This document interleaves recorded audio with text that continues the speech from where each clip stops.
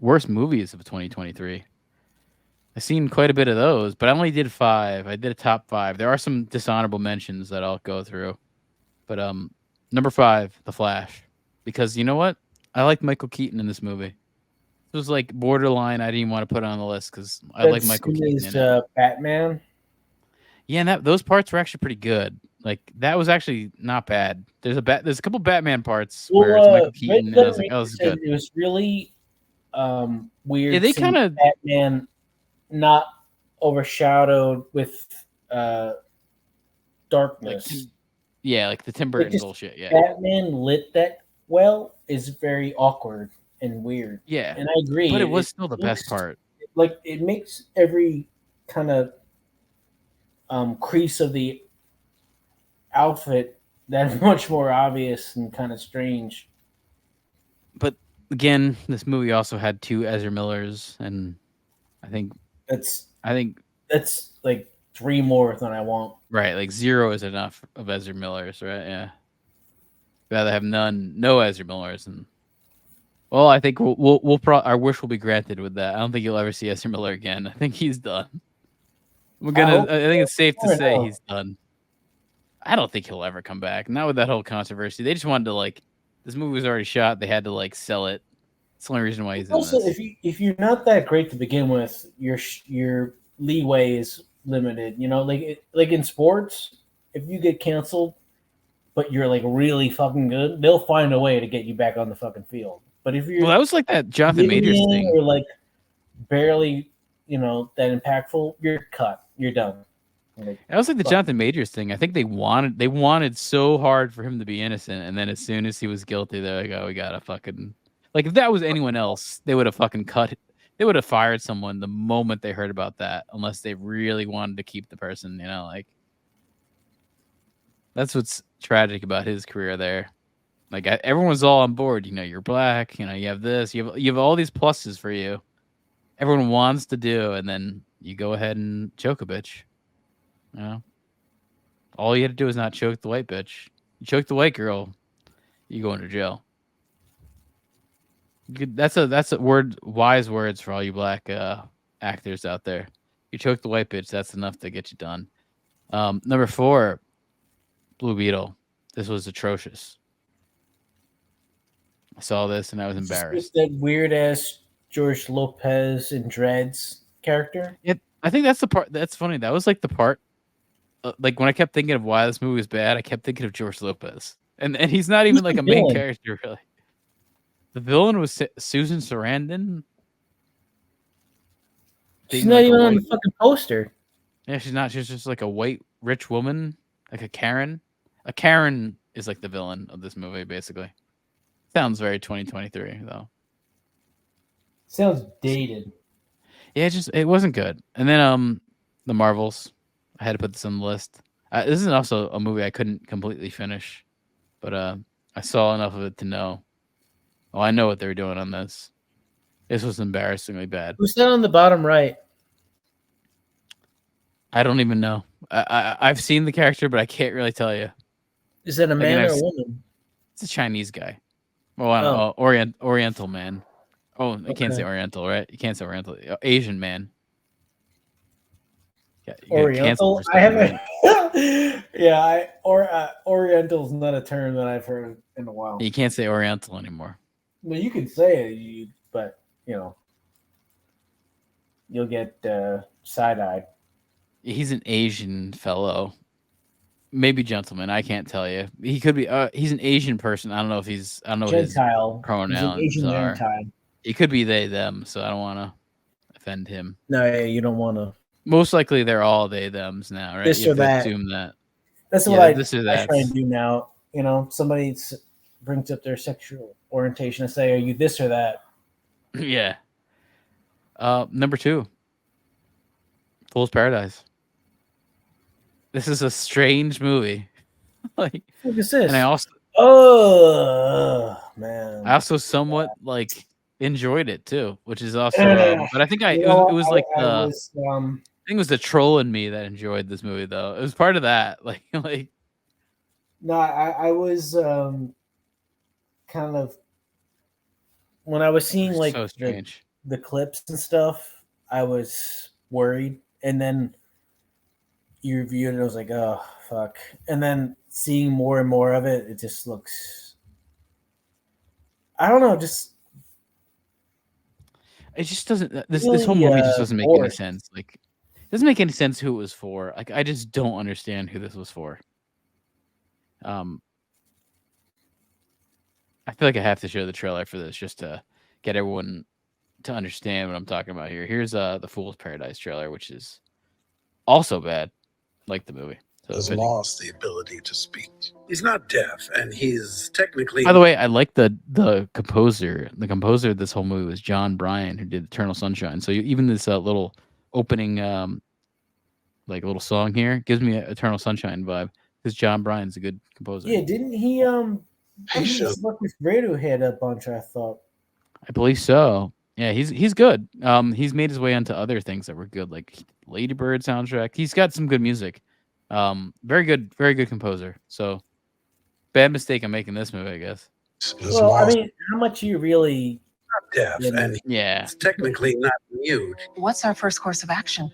We are going to put his ass on the first bus downtown. What do you mean he won't get out of the trailer?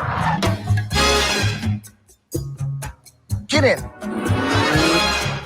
Take a look at this guy. What about him? Man, this is one of Ray Liotta's last parts too. How disrespectful. No, I thought his last part was Cocaine Bear.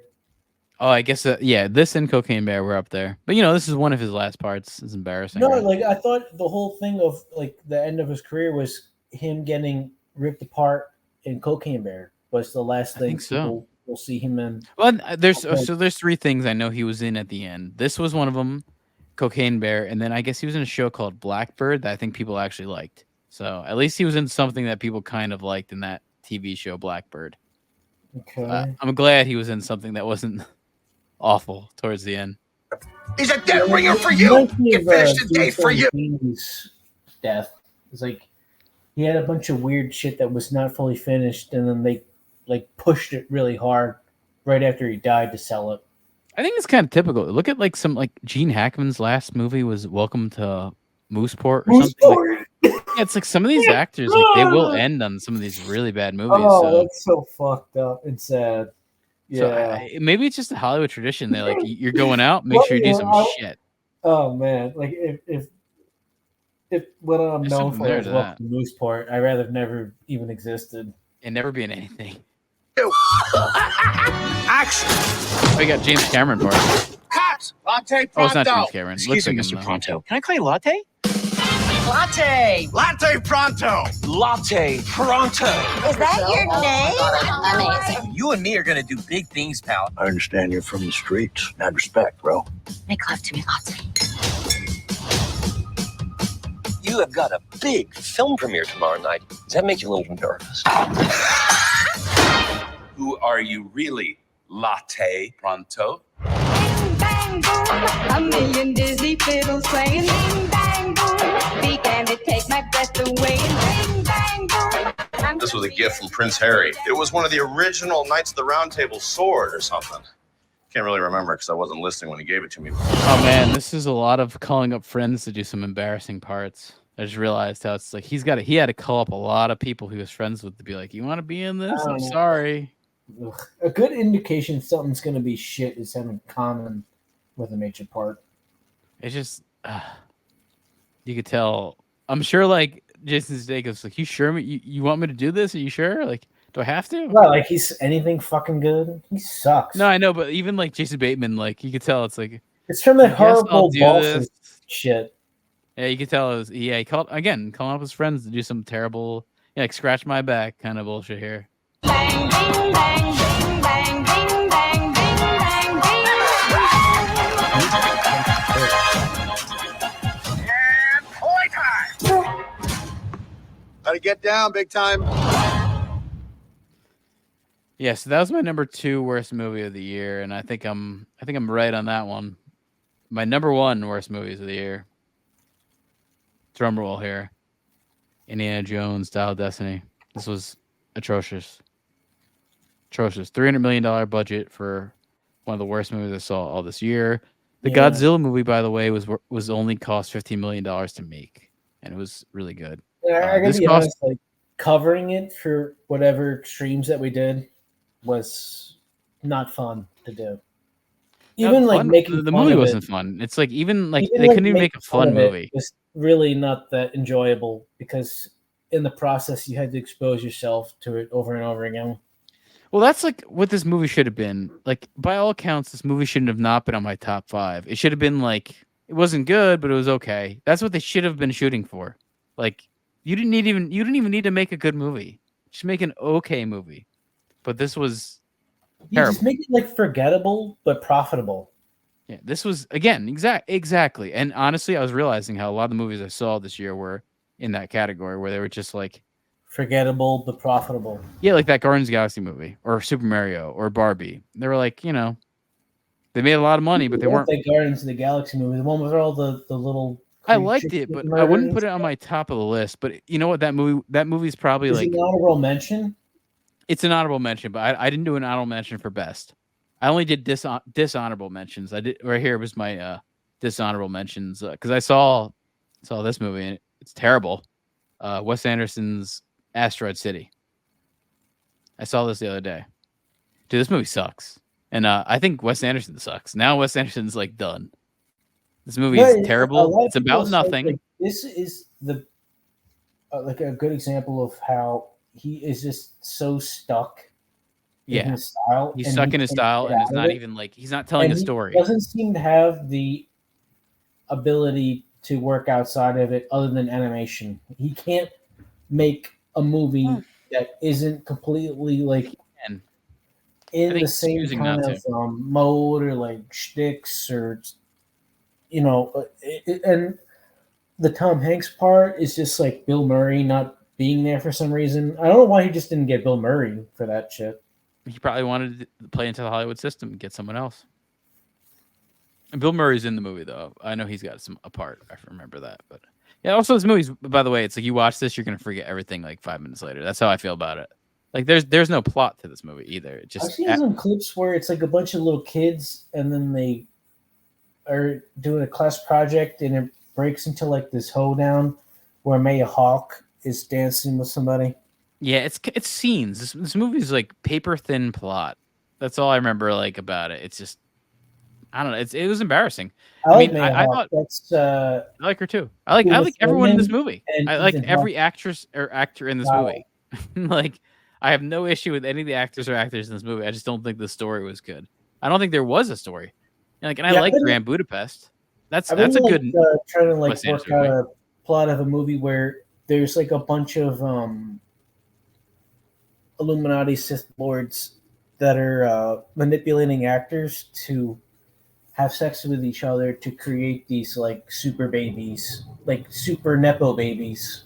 Yeah, this was one of those movies that I've always heard of these people that like, oh, I just hate Wes Anderson stuff. Like, I just can't do Wes Anderson. And I was like, oh, I kind of like Wes Anderson. This was that movie where I like understood exactly what they're talking about. Like when I saw this, I was like, I totally get what you're talking about. I totally get why you hate this guy. I mean, I like a lot of his other stuff, but I totally get why someone would hate Wes Anderson. And this was like the epitome of it. And if you don't like his shtick and all that bullshit, you're gonna hate him. Yeah, and this will be like the ultra hate. Like very because it's not a good movie. And stylized and pretentious and all that kind of stuff. Yeah, and I think he does have the ability to tell a good story. This is not it.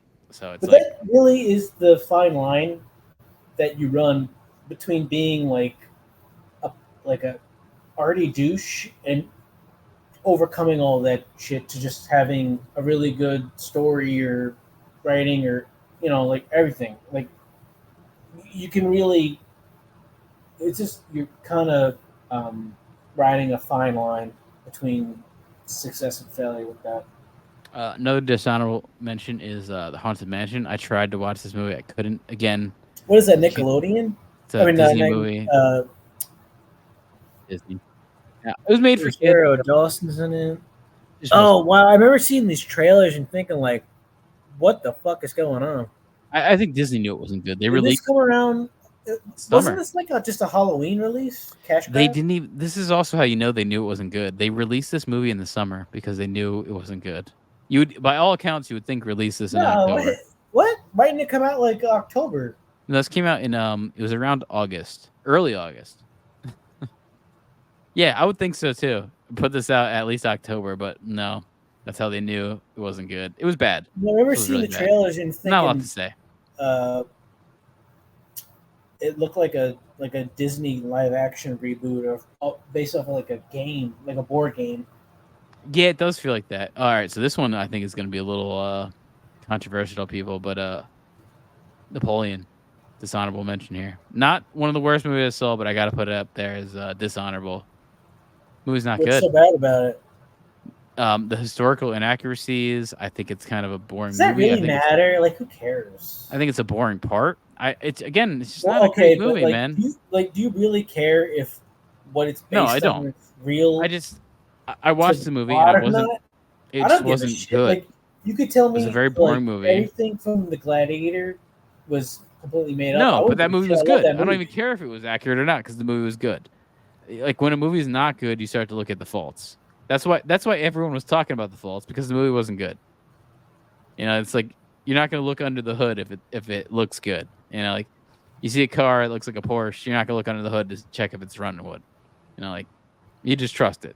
This was one of those movies where it just You start to wasn't want good. to dissect it just because of how You start to awful think it like, is, you know? why didn't I like that movie, or why didn't I? Because it's like by all accounts, I should like this. It's Ridley Scott, who's a good director. It's got a good actor in the main role.